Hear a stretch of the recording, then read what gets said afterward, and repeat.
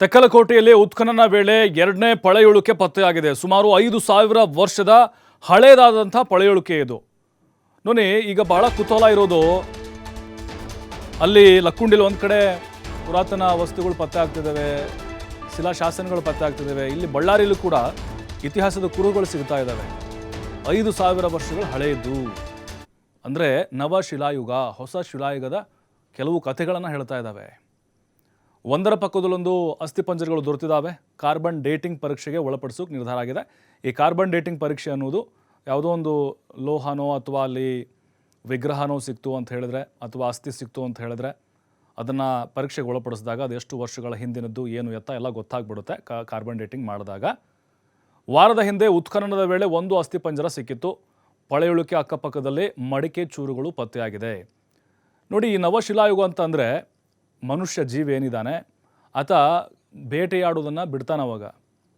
ಅವಾಗೆಲ್ಲ ಮೊದಲು ಶಿಲಾಯುಗ ಆರಂಭದಲ್ಲಿ ಪ್ರಾಣಿಗಳನ್ನು ಬೇಟೆಯಾಡಿ ಕಲ್ಲಿಂದ ಕೊಚ್ಚಿ ಚುಚ್ಚಿ ತಿಂತಾ ಇದ್ದದನ್ನು ನಾವು ಓದಿದ್ದೇವೆ ಇತಿಹಾಸದಲ್ಲಿ. ಅದಾದಮೇಲೆ ಶಿಲಾಯುಗ ಬರುತ್ತೆ, ಹೊಸ ಶಿಲಾಯುಗ ಬರುತ್ತೆ. ಆಗ ಮನುಷ್ಯ ಏನು ಮಾಡ್ತಾನೆ, ಕೃಷಿ ಮಾಡೋಕ್ಕೆ ಶುರು ಮಾಡ್ತಾನೆ. ಹೈನುಗಾರಿಕೆ ಜೊತೆಗೆ ತಾನೇ ಅಡುಗೆಯನ್ನು ಮಾಡಿಕೊಳ್ಳೋದಾಗಿರ್ಬೋದು. ಹೀಗೆ ಮತ್ತು ಕುಂಬಾರಿಕೆ ಕೂಡ ಆವಾಗ ಶುರುವಾಗುತ್ತೆ. ನೋಡಿ, ಮಡಿಕೆ ಪತ್ತೆಯಾಗಿದೆ ಅಂತಂದರೆ ಖಂಡಿತ ಇದು ನವ ಶಿಲಾಯುಗದ ಒಂದು ಇತಿಹಾಸವನ್ನು ಸಾರಿ ಸಾರಿ ಹೇಳ್ತಾ ಇದೆ.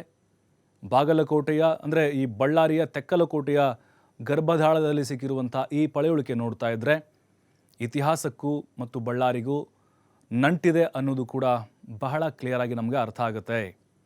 ಯಾಕಂದರೆ ಆ ಭಾಗ ಏನಿದೆ, ಕಲ್ಯಾಣ ಕರ್ನಾಟಕ ಭಾಗದ ಹಲವು ಜಿಲ್ಲೆಗಳಲ್ಲಿ ಈಗಾಗಲೇ ಶಾಸನಗಳು ಪತ್ತೆಯಾಗಿದ್ದಾವೆ.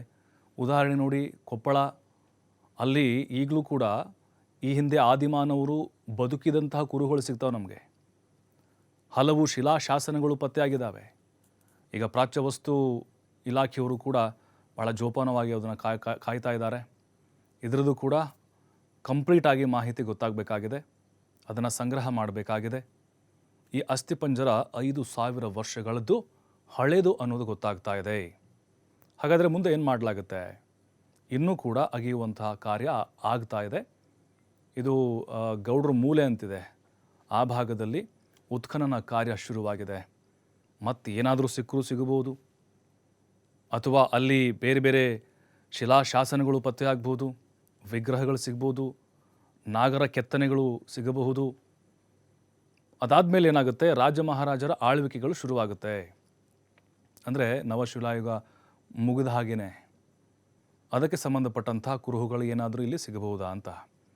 ಯಾಕೆಂದರೆ ಅಲ್ಲಿ ಹಂಪಿಲಿ ನಾವು ನೋಡಿದ್ದೇವೆ, ಹಂಪಿ ಆಗಿರ್ಬೋದು, ಜೊತೆಗೆ ಬಾದಾಮಿ ಮತ್ತು ಕೆಲವು ಕಡೆಗಳಲ್ಲಿ ಈಗ ಲಕ್ಕುಂಡಿ ಆಗಿರ್ಬೋದು, ಕೊಪ್ಪಳದ ಕೆಲವು ಭಾಗ ಅಂಜನಾದ್ರಿ, ಹೀಗೆ ಕಲ್ಯಾಣ ಕರ್ನಾಟಕದ ಬಹುತೇಕ ಭಾಗಗಳಲ್ಲಿ ಇತಿಹಾಸದ ಕುರುಹುಗಳು ಇರುವುದನ್ನು ನಾವು ಗಮನಿಸಿದ್ದೇವೆ. ವಿಜಯನಗರದ ಸಾಮ್ರಾಜ್ಯದರು ಕೂಡ ಅಲ್ಲಿ ಆಳಿದ್ರು ಅನ್ನುವಂಥ ಕುರುಹುಗಳು ಸಿಕ್ಕಿದ್ವು ಹಿಂದೆ. ಮತ್ತಷ್ಟು ಮಾಹಿತಿ ನಮ್ಮ ಪ್ರತಿನಿಧಿ ಸಿದ್ದು ನೀಡ್ತಾರೆ. ಸಿದ್ದು, ನೋಡ್ತಾ ಇದ್ದೀವಿ ತೆಕ್ಕಲಕೋಟೆಯಲ್ಲಿ ನವ ಶಿಲಾಯುಗದ ಕುರುಹುಗಳು ಪತ್ತೆಯಾಗಿದೆ ಅಂತ ಹೇಳಿದ್ರೆ ಖಂಡಿತ ಇತಿಹಾಸವನ್ನು ಒಂದು ಹೊದ್ದು ಮಲಗಿದೆ ಅನ್ನೋದು ಬಳ್ಳಾರಿ ಸ್ಪಷ್ಟವಾಗ್ತಾ ಇದೆ. ಈಗ ಮುಂದಿನ ಪ್ರಕ್ರಿಯೆಗಳು ಏನಿರುತ್ತೆ, ಅದರ ಜೊತೆಗೆ ಈಗ ಒಂದು ಇತಿಹಾಸ ಪ್ರಸಿದ್ಧ ಒಂದು ಪ್ರೇಕ್ಷಣೀಯ ಸ್ಥಳವಾಗಿ ಏನಾದರೂ ಮಾರ್ಪಾಡಾಗುವಂಥ ಸಾಧ್ಯತೆಗಳು ಮುಂದಿನ ದಿನಗಳಲ್ಲಿ ಕಾಣಿಸುತ್ತಾ ಅಂತ? ಖಂಡಿತವಾಗ್ಲೂ ಪ್ರಭು, ಬಳ್ಳಾರಿ ಒಡೆಯಲ್ಲಿ ಸಾವಿರಾರು ವರ್ಷಗಳ ಇತಿಹಾಸ ಅಡಗಿದೆ ಅನ್ನೋದಕ್ಕೆ ಈಗ ಇದೊಂದು ಸಾಕ್ಷಿ ಅಂತಾನೆ ಹೇಳ್ಬಹುದಾಗಿದೆ. ಈ ಹಿನ್ನೆಲೆಯಲ್ಲಿ ಈಗ ಸಾಕಷ್ಟು ಅಧಿಕಾರಿಗಳು ಕೂಡ ಅಲ್ಲಿ ಸ್ಥಳದಲ್ಲಿ ಬೀಡು ಬಿಟ್ಟಿದ್ದಾರೆ. ಹಳೆಯದಾದಂತ ಅಸ್ಥಿ ಪಂಜರ, ಮತ್ತೊಂದು ಕಡೆ ಅಸ್ಥಿ ಪಂಜರ ಸಿಕ್ಕಂತ ಜಾಗದಲ್ಲಿ ಕೆಲವೊಂದಿಷ್ಟು ಮಾಹಿತಿಗಳನ್ನ ಕೂಡ ಕಲೆ ಹಾಕುವಂತ ಕೆಲಸವನ್ನ ಸಹ ಮಾಡಲಾಗಿದೆ. ಬಹಳಷ್ಟು ಕುತೂಹಲದಿಂದ ವೀಕ್ಷಣೆಯನ್ನ ಮಾಡ್ತಾ ಇದ್ದಾರೆ ಸಂಶೋಧಕರು. ಈಗ ಈ ಘಟನೆ ಏನಿದೆಯಲ್ಲ, ಸಿರುಗುಪ್ಪ ತಾಲೂಕಿನ ತೆಕ್ಕಲಕೋಟೆ ಬಳಿ ಇರುವಂತ ಗೌಡ್ರ ಮೂಲೆ ಎನ್ನುವಂತ ಬೆಟ್ಟ ಏನಿದೆ, ಈ ಬೆಟ್ಟದಲ್ಲಿ ಕಂಡು ಬಂದಿದೆ ಅಂತ ಹೇಳ್ಬೋದು. ಒಂದು ವಾರದಿಂದ ಇಲ್ಲಿ ಉತ್ಖನವನ್ನ ಸಹ ಮಾಡ್ತಾ ಇದ್ದಾರೆ. ಆರಂಭದಲ್ಲಿ ಮಾನವನ ಒಂದು ಮೂಳೆ ಕೂಡ ಪತ್ತೆ ಆಗುತ್ತೆ.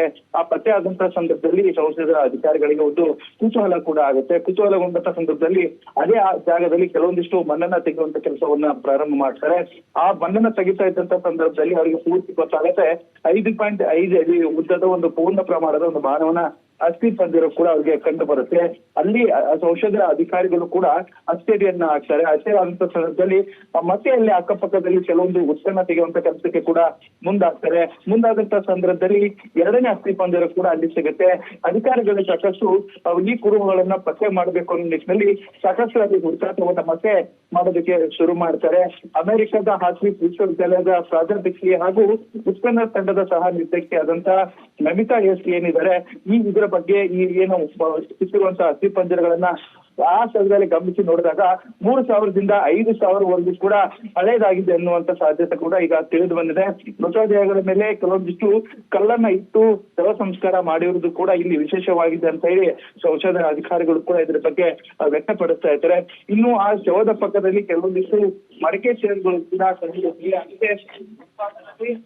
ಮಾನವರು ಆಯುಧಗಳನ್ನ ಬಳಕೆ ಮಾಡ್ತಾ ಇದ್ರು ಎನ್ನುವುದಕ್ಕೆ ಈ ಪೂರಕವಾದಂತಹ ಸಾಕ್ಷಿಗಳು ಕೂಡ ಈಗ ಲಭ್ಯವಾಗಿ ಇದನ್ನ ಗಮನಿಸಿದಂತ ಅಧಿಕಾರಿಗಳು ಕೂಡ ಈಗ ಸೆಕ್ಕಲ್ ಕೋಟೆಯ ಐತಿಹಾಸಿಕ ಜಾಗ ಇರುವುದರಿಂದಾಗಿ ಕೆಲವೊಂದಿಷ್ಟು ಬಹುದೊಡ್ಡ ಮಾನವನ ನೆಲೆ ಆಗಿರಬಹುದು ಅಂತ ಅಧಿಕಾರಿಗಳು ಅಭಿಪ್ರಾಯವನ್ನು ವ್ಯಕ್ತಪಡಿಸಿದ್ದಾರೆ.